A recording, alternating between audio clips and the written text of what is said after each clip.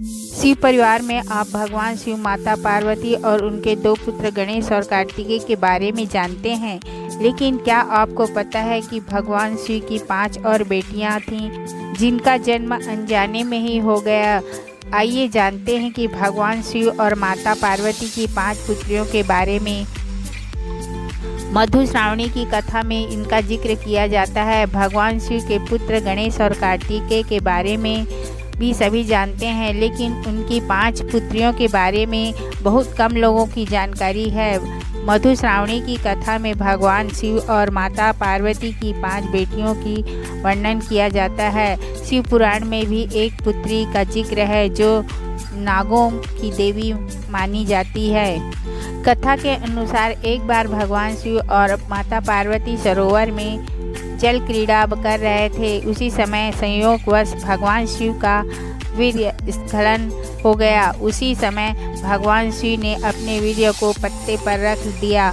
उस वीर्य से 5 कन्याओं का जन्म हुआ, लेकिन कन्याएं मनुष्य के रूप में न होकर नाग के रूप में थीं।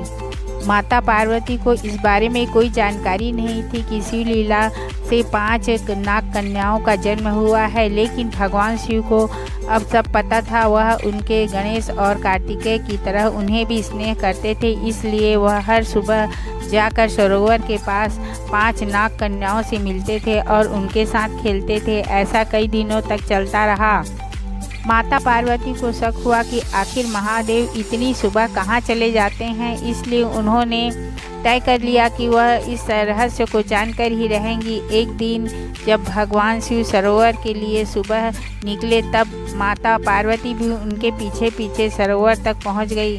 माता पार्वती ने देखा कि महादेव पिता की तरह जन्म 5 नाग कन्याओं के साथ खेल रहे हैं। माता पार्वती को यह देखकर क्रोध आ गया। उन्होंने क्रोध के वशीभूत होकर 5 कन्याओं को मारना चाहा। जैसे ही उन्होंने मारने के लिए पैर उठाया, तभी भोलेनाथ ने उन्हें रोक दिया।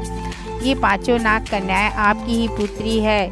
महादेव की इस बात से माता पार्वती आश्चर्यचकित होकर देखने लगी। फिर नाग कन्याओं ने देवी पार्वती को कन्याओं के जन्म की कथा बताई। भगवान शिव की इन नाग कन्याओं का नाम जया, विषधरा, शाम्भवी, देव और दोती है। भगवान शिव ने अपनी पुत्रियों के बारे में बताते हुए कहा कि जो भी सावन मास की शुक्ल पक्ष की पंचमी के दिन इन नाग कन्याओं की पूजा करेगा, उनके परिवार को सर्पदंश का भय नहीं रहेगा। साथ ही इन देवियों की कृपा से घर में कभी धन धान्य की कमी नहीं होगी। यही कारण है कि सावन माह में कृष्ण पक्ष की पंचमी को सावन शुक्ल पंचमी के दिन इन 5 नाग कन्याओं की पूजा की जाती है।